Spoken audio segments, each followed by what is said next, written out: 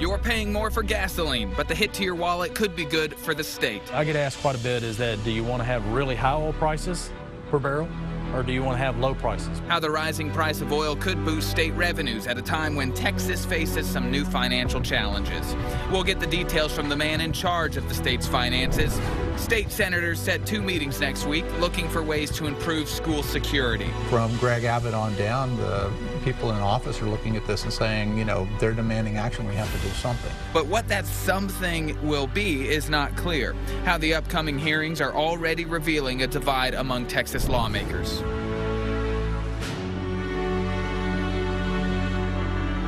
Hello, and thank you for joining us for State of Texas. I'm Phil Prazen, in for Josh Hinkle. Texans are feeling the pain at the pump. Gasoline prices are up close to 60 cents per gallon from this time last year. One big reason, the rising price of oil. Last year at this time, West Texas Intermediates crude sold for less than $46 per barrel. Now the price is $20 higher. Rising prices will take a toll on your wallet, but they could also help the state when it comes to paying the costs of Hurricane Harvey recovery and other needs. That's because oil revenue is a key part of the state budget. I spoke with State Comptroller Glenn Hager to get some perspective on how important oil money will be and why Texas is about to face some new financial challenges. I get asked quite a bit is that, do you want to have really high oil prices per barrel, or do you want to have low prices? Well, the reality is for Texas, you want to be somewhere in the middle. You know, as a producing state, as I mentioned, 50% of all the rigs operating are here in Texas. So we're one of the few states with those great blessings that are in the ground. So you want to have high enough prices where you have that economic engine that's going. Yet if you have too high a price, then you see what's at the pump and the prices go up. And so therefore there needs to be that balance within the economy. And when the legislature comes back into session next year for this 2-year budget, which ends August of next year, there's, because of Hurricane Harvey, you know, significant disaster that hit the state last year, there's going to be some expenses that they need to write a check for what's called a supplemental appropriation for health care and a few other things. So they're still going to have a supplemental appropriation next cycle. And then looking at the next budget cycle, I've been mentioning to the legislators that there's a few things that are off the table from a revenue standpoint that's a little different than it was 2 years ago. Say, for example, for internet connections, there was a sales tax applied to that. We were one of only 7 states that had that. So of the 7 states, that was going away coming next fiscal year. And then also there is for the children's health care program, it looks as though the match that it's part of, it's a match with the state and the federal government to draw those dollars down. It looks as though the state match is going up, so that's going to be roughly about $500 million more than the state has traditionally had to put into it. Our teacher retirement health care system, the legislature's had to add some extra dollars into that in the last. It looks like still another $500 million on top of the dollars they put in the past. You know, when you start $500 million, that's a lot of money. You know, in the grand scheme, the state budget's $108.5 billion. That's a lot of money. So $500 million, but every couple $100 million there and there, it starts to add up. But at the end of the day, Texas has a strong economy.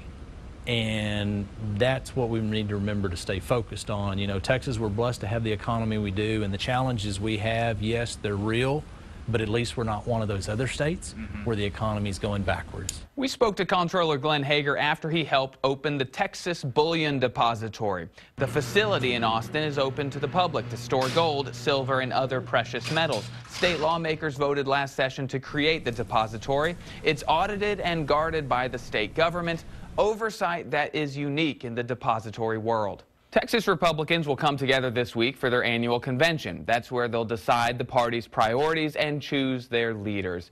And joining us now for some insight is State Senator Don Buckingham. You're the state party's victory chair. And what exactly is going to happen at the convention, and what's your role in it? Well, it's a great honor to be the victory chair. It's my job to be sure we raise the money and get out the vote effort in November to be sure our Republicans get across the finish line successfully. And for somebody who's never been to a convention, or just tuning in, what exactly happened at the state convention and why is it so important? Well, the convention is really important because it sets our platform, which is kind of the guiding principles for our party. There's a lot of talk about, there's going to be debate about Rule 44, which is, explain what Rule 44 is and then what I guess is going to be discussed at the convention. Yeah, you know, so Rule 44 is the rule about censure. So we've seen the SREC take some censure votes and then not censure other folks. You know, we'll see. I won't have any role in that because I don't have a vote in that, but it'll be interesting to see how that discussion goes. And to break it down, it's some people want to make it more easy to censor. Some people want to make it harder to censor. And this was brought because of the censure of Speaker Joe Straus. And so is that going to be pretty heated, do you think? You know, again, it'll just be interesting to see. You know, my focus is just working hard to get our Republicans across the finish line successfully in November. And so what are your strategies to do that, to get them across November? What are you going to be working on or watching? Sure. We're reaching out to some of our non-traditional voter communities. We're identifying who our voters are. We're talking really about what the principles of the Republican Party are and what it's like to be a Republican, because that message gets lost a little bit in some of the media that goes out. So we're excited. We're already running at full steam, and I think we're going to do great things in November. What are some of those principles that you want voters to really listen to? You know, we just want people to know we stand for freedom, we stand for strong families, we want quality education for our kids, less government interference in our daily lives, lower taxes. I mean, those are the things we're fighting for every day at the state capitol. Some local news this last week was Representative Larry Gonzalez is resigning, and a lot of talk over that has been with him leaving. There's now only going to be one Republican Hispanic member in the Texas legislature. Your job is to get more people to vote for Republicans. How are you going to reach out to the Hispanic community who might be hesitant because they don't see themselves in the Republican Party? Well, I think that's a misperception. I mean, Eva Guzman is the largest vote getter ever in the state of Texas, and she's our Hispanic, of course, Supreme Court justice. So the Hispanics are actively engaged in the Republican Party. I think with their family values, their entrepreneurial spirit, I think they are Republicans, which just our job to be sure they know that they are and they vote that way. So it's more about the values than, you know, the racial, the ethnic backgrounds. Yes, I think, you know, I think the Republican Party is the party of diversity in youth and women. I mean, if you look at our presidential candidates, for example, we had several Hispanics running. The Democrats only managed to field 2 old white people. So, you know, I think we're there, and we're reaching out to those communities, and sure, we're talking about our values, and we're doing great things in Texas. Senator Buckingham, thanks so much. It's my pleasure. Have a great day. A new push to remove Confederate symbols at the state capitol. This continues to be a fight over history, and a history which among most historians is fairly settled business. Why the fight to remove a controversial plaque has some state leaders weighing in and others staying silent. A partisan battle on Capitol Hill reaches a new level, with the Republican leader in the Senate canceling most of their summer recess. But some in his own party say they could be the ones feeling the pain. There's a political cost to doing this. There's a downside. How lost vacation time at the Capitol could affect the big Senate race here in Texas.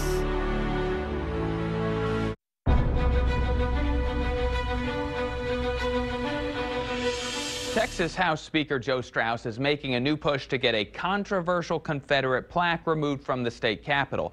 The plaque was placed in the Capitol back in 1959 by the Children of the Confederacy. The plaque says the Civil War was not a rebellion, nor was its underlying cause to sustain slavery. Most historians say that's just plain false. And there's been an ongoing effort to get the State Preservation Board to take down the controversial plaque.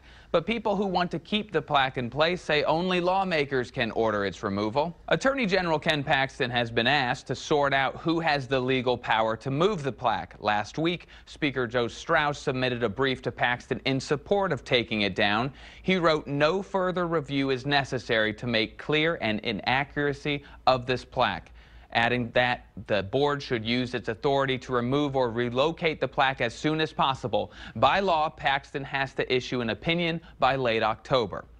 This comes as a report reveals that Texas leads the way when it comes to getting rid of tributes to the Confederacy. The Southern Poverty Law Center found that since 2015, Texas has removed more Confederate statues, monuments, and school names than any other state. Despite that, polls show that many Texans support leaving the symbols in place. It's an issue that plays out along party lines. A majority of Republicans want to leave them where they are, and a majority of Democrats want to put them in museums. There's going to be resistance to putting them in museums in a majority Republican state. Texas still has more than 200 Confederate symbols in public spaces. Virginia is the only state that has more. Coming up, we'll get a closer look at the controversy over the plaque at the Capitol and why it's not so simple to take it down. Removing one to them is opening up the floodgates to removing all of them or more of them. We'll hear from our politics panel about some of the big issues of the week. A key Republican leader cracks down on Democrats on Capitol Hill, but see why the move may help Beto O'Rourke in his bid to beat Ted Cruz in November. Texas environmentalists launch a new battle to ban styrofoam, why a popular sandwich shop is their first target. You're watching State of Texas.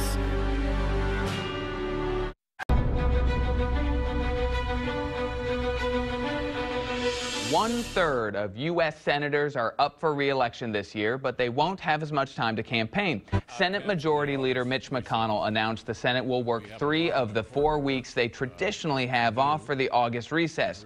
McConnell blamed the change on Democrats for obstructing the president's nominees and delaying spending bills. But some Republicans say they could be the ones hurt by losing break time traditionally spent on the campaign trail. Our Washington correspondent Anna Wernicke looks at the impact on the big Senate race here in Texas. In 6 months, Texas voters will head to the polls, which means candidates have only 6 months to woo voters. And I want to be able to serve you. El Paso Democratic Congressman Beto O'Rourke is running against Senator Ted Cruz for his seat in the U.S. Senate. O'Rourke's campaign goal is to meet as many Texans as possible before November. It's really simple. We're going to every single community in Texas, all 254 counties, to listen to and understand the people that we want to represent. But while O'Rourke hits the road in Texas, his opponent Ted Cruz will be here in Washington. That's because Senate Majority Leader Mitch McConnell canceled most of the summer recess to give senators more time to address what he calls a backlog of work.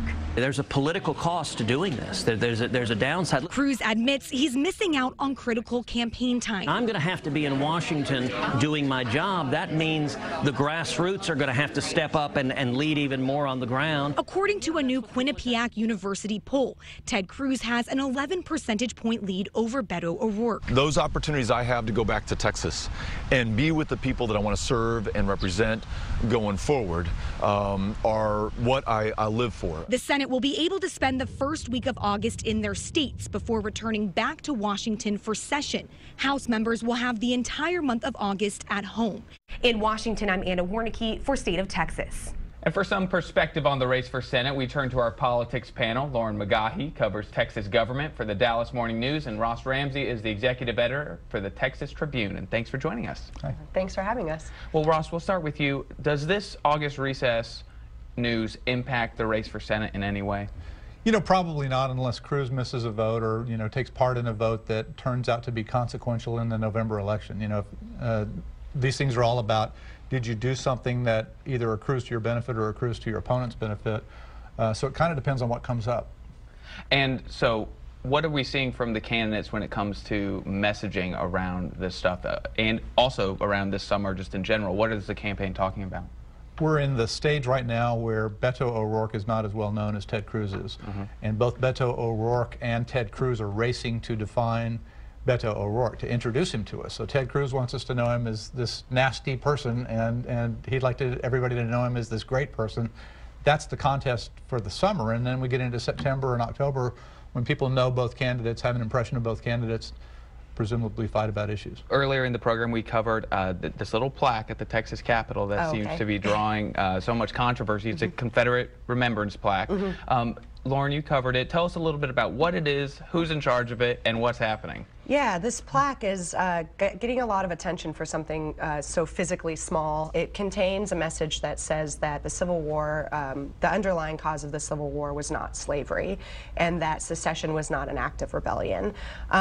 This plaque was put up decades after all of the other Confederate monuments on the state capitol grounds, you know, almost 50 years later, during the Civil Rights Movement. And black lawmakers especially see it as a message that why do we still have this up? up. It's inappropriate, it's divisive, and it's inaccurate, they say. And so there's a lot of conversations now about how easy it would be to take it down. You know, a lot of messages I've been getting on social media are, you know, someone with a good crowbar could just kind of yank this thing off the wall. But the question is, who has the authority? Attorney General Ken Paxton has been asked to look into that, and he asked the governor, lieutenant governor, speaker to weigh in. Some people, including the Republican speaker, say they believe the State Preservation Board, which handles historical artifacts, could vote to take it down. But the governor is the only person with the power to call them to take a vote, and the governor has not returned our request for comment on whether he will do that. So it's unclear whether he has the political will to address the plaque at this time. And Ross, for such a small thing, why is it important? I mean, why are the politicians, some are taking a firm stand on it, some of them are not answering phone calls or tiptoeing around? Why is it such a hot issue? Well, I mean, it's, you know, this is the symbol of a bigger fight. You know, this is a bigger fight about, you know, how are you going to remember these things? How are you going to characterize these things?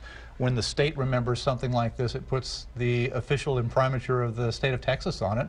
And if you think that that's gone on something that's incorrect or wrong or out of place, then you're saying, why is the state doing this to me? The state should step out. And that's really where the fight is. The plaque's just the thing that they're talking about while they're having this larger fight. This also goes to other monuments around.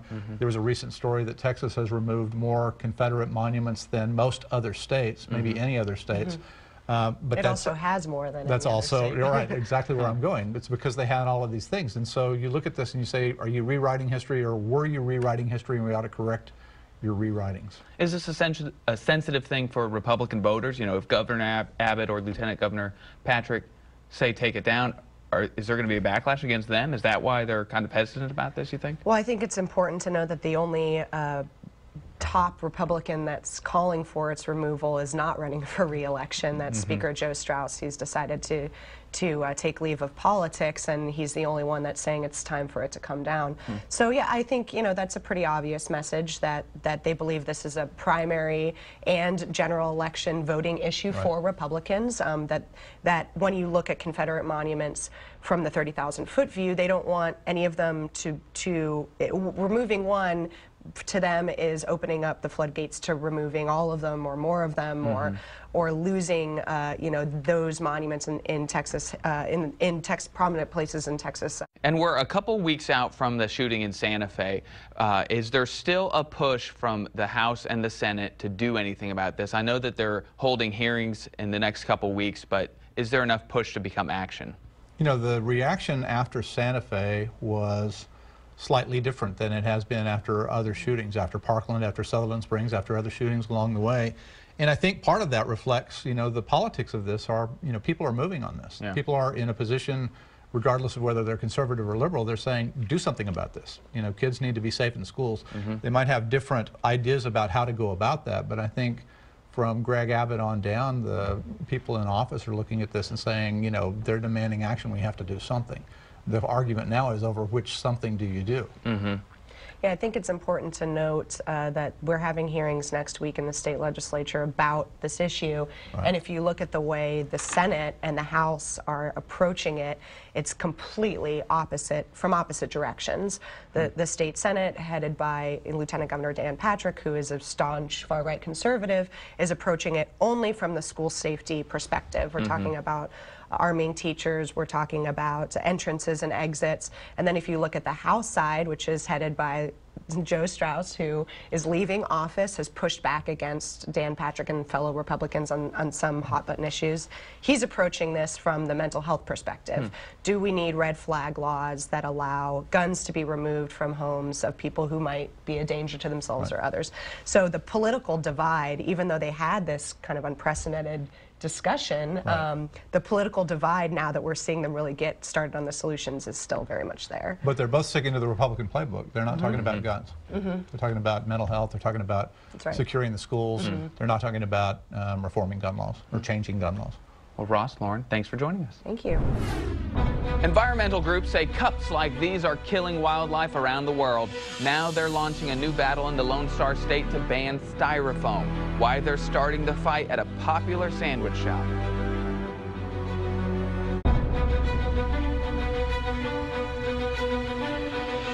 There's a new battle underway in Texas to ban styrofoam cups and other products. The first target, a popular Austin sandwich shop. The group Environment Texas and other advocates launched their multi-step campaign last week outside Thundercloud Subs. They say the first step is to pressure companies like Thundercloud to stop using styrofoam. Step 2 is to overturn a Texas law that prevents cities from banning styrofoam. We know that plastic pollution is killing wildlife, and that's why we are launching a campaign today to ban the use of single-use disposable foam containers. You know, nothing we use for just 5 minutes should pollute our environment for hundreds of years. Thundercloud says it plans to eliminate styrofoam use by the end of the year. McDonald's and Whataburger are also considering dropping all styrofoam products. The groups behind the campaign want to overturn a state law that's key to the current legal battle over the plastic bag ban in Austin and other Texas cities. It involves a section of the Texas Health and Safety Code which says local governments may not restrict the sale or use of a container or package for solid waste management purposes. Many bag bans are in legal limbo, waiting for the Texas Supreme Court to decide if bags are containers or packages and whether cities can ban them. In January, the court heard a challenge to the bag ban in Laredo. The outcome of the case could affect ordinances in other Texas cities. A ruling is expected later this month. And thank you again for joining us for State of Texas. I'm Phil Prazin. We'll be back next week to bring you an in-depth look at Texas politics.